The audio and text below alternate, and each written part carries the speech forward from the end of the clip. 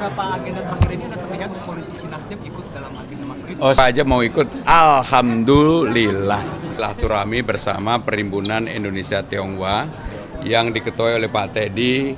Kemudian juga ada Bu Istri, ini adalah bendahara ya. Jadi makanannya beliau yang bayar. Kami merasa sangat akrab, sangat dekat. Karena saya juga banyak yang sudah berhubungan cukup lama dan kami berterima kasih. Malam ini keluarga besar inti itu atau Perhimpunan Indonesia Tionghoa memberikan ya semacam dorongan, support, energi kepada saya dan Bang Dul. Ini luar biasa. Tadi yang hadir nggak tahu mungkin hampir 1.000, tetapi ini kan kebanyakan mayoritas adalah para pengusaha.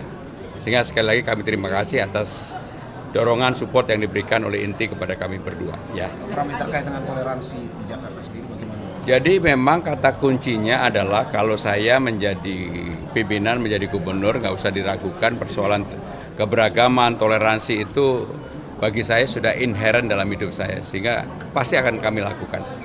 Ini kan tadi perkumpulan dari para pengusaha begitu yang ada di Jakarta. Kira-kira ada yang disampaikan ke Mas Pram nggak? Dititipkan di Mas Pram nanti? Ya mereka paling utamanya menginginkan transparansi, keterbukaan, penegakan hukum, anti korupsi. Yang paling penting mereka mau berusaha dengan aman dan nyaman. Itu kata kuncinya. Dan juga masalah keberagaman dan toleransi yang mendapatkan perhatian secara khusus oleh para pengurus Perhimpunan Indonesia Tionghoa ini. Ya, makasih ya. Mendeklarasikan dukungan kepada Mas Pram inti ini atau Kan gimana? tadi lihat doa. Dalam beberapa agenda terakhir ini ada terlihat politisi Nasdem ikut dalam agenda Mas Ridwan. Oh, saya aja mau ikut. Alhamdulillah. Bagaimana dengan persoalan kemacetan secara besar, apa yang harus dilakukan? Saya dan Bang Dul sepakat tidak lagi bicara Transjakarta, tapi Transjabodetabek. Kenapa bicara Transjabodetabek? Karena kemacetan di Jakarta selalu terjadi pada pagi hari dan sore hari. Ketika hampir 45 juta orang di suburban area dari Bogor, Depok, Tangerang Selatan masuk ke Jakarta. Kenapa nggak kita buat sesuatu yang baru, yang terbuka dan semuanya bisa menerima? Yang pertama yang harus dilakukan berubah dari Transjakarta menjadi Transjabodetabek. Dan sekarang perpresnya sudah ada, yaitu perpres aglomerasi. Kebetulan saya yang menyiapkan. Kalau itu terjadi, saudara-saudara sekalian, orang yang mau ke Jakarta ada kepastian. Kalau kemudian dia parkir nggak jauh dari rumahnya, misalnya tinggal di Bekasi, sebelum masuk Jakarta, maka ada tempat yang disebut dengan park and ride, seperti di negara-negara maju. Orang akan menitipkan mobilnya di sana. Setelah itu dia akan naik apakah LRT, MRT, busway, bisa kemana aja.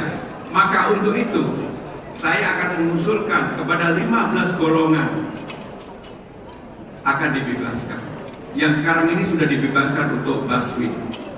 Akan kita bebaskan untuk LRT dan MRT. Kenapa? Kita paksa mereka naik transportasi umum. Tetapi transportasi umumnya harus diperbaiki.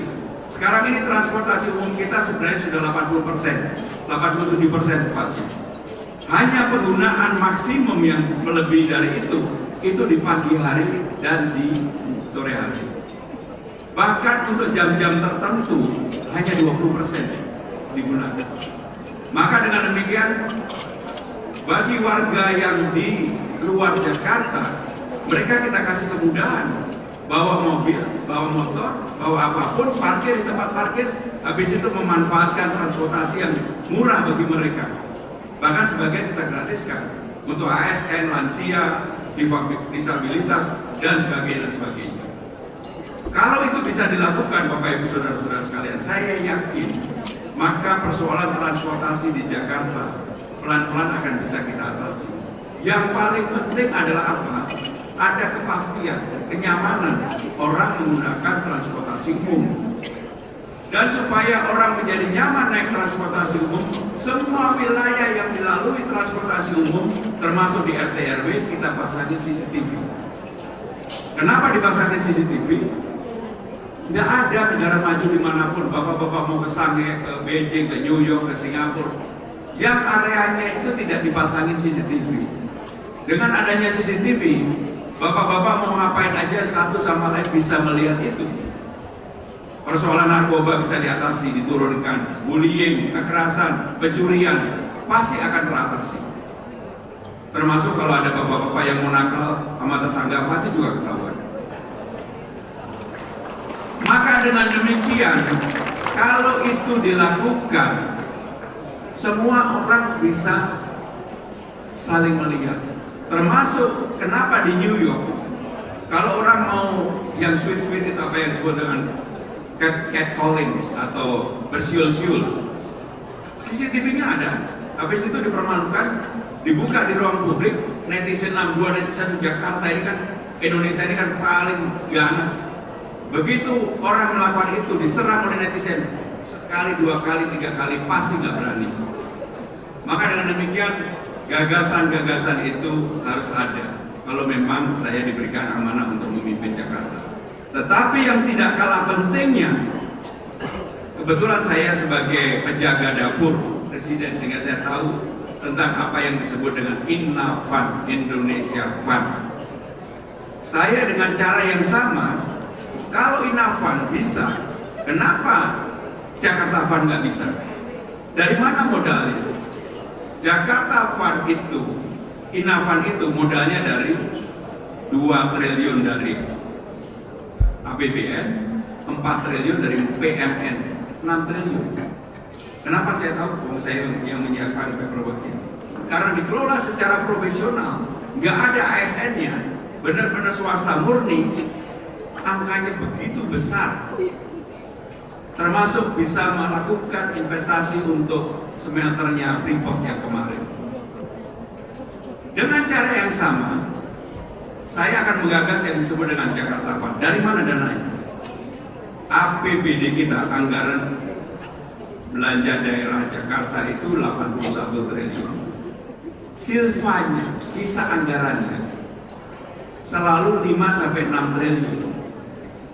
Kenapa nggak dari 5-6 triliun itu? Karena itu kebutuhan memajukan Jakarta. Kita ambil saja 3 triliun untuk Inafan, dikelola secara profesional. Siapa yang mengelola? Profesional. Apakah ada? Ada. Pasti di ruangan ini tahulah orang-orang yang profesional di dunia yang seperti ini. Ada yang namanya Rida yang sekarang pegang Inafan. Di Singapura ada yang namanya Hilman Sitohang yang dulu begitu di Indonesia sangat dihargai. Orang-orang seperti itu kalau diberikan kesempatan untuk mengelola dana seperti itu, saya yakin mau. Maka untuk itu, kenapa ini ada? Supaya orang pemerintah Jakarta tidak hanya bergantung dari pajak dan restribusi. Memang ada setoran dividen kepada pemerintah tapi kecil. Coba kalau kemudian punya yang namanya Jakarta Fund, dan Jakarta Fund ini kenapa menjadi menarik? Karena nggak perlu kolateral. Sama dengan Inafan, nggak perlu kolateral. Kolateralnya apa? Negara. Jakarta Fund, kolateralnya apa? Jakarta. Ya beda dengan Pak Didi atau Pak yang lain-lain kalau berbisnis kan pasti ada kolateralnya.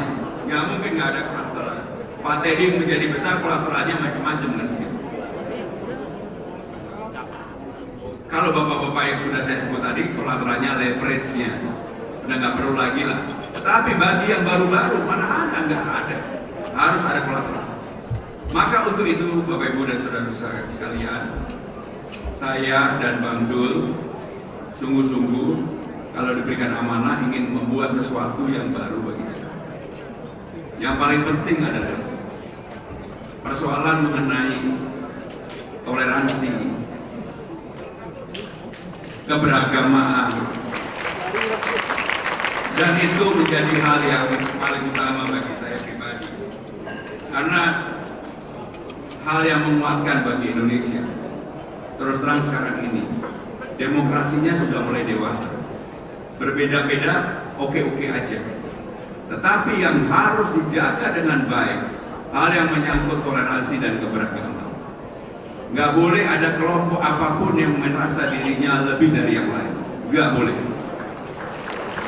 Maka dalam kampanye saya dan Bang Dul juga mengatakan, Bang, kita gak boleh sekalipun membawa hal yang berkaitan dengan toleransi dan keberagaman, terutama agama, budaya, dan sebagainya. Maka kenapa dengan sadar, walaupun pilkadanya di Jakarta, saya ini Pramono Anung, lahir dari Kediri, besar di Kediri, sampai SMA di Kediri, saya tetap minta nama saya dipanggil Mas Pram, bukan Bang Pram. Rasanya aneh kalau Bang Pram. Kalau Bang Dul dipanggil Mas Dul, ya gak cocok. Sehingga kalau Bang Dul tetap aja menjadi Bang Dul. Dan saya juga bersyukur, ini terakhir dari saya, pasti di ruangan ini dulu mengikuti bagaimana sepak terjangnya Bang Dul. Bagaimana yang namanya Sarah sama Zainab berantem berpuluh-puluh tahun. Sampai mereka sekarang ini sudah umurnya pun mungkin sudah mendekati puluh-puluh tahun. Yang beruntung siapa sih? Nggak ada yang menang Sarah atau Zainab. Yang menang Pramono Anung. Terima kasih. Wassalamualaikum warahmatullahi wabarakatuh.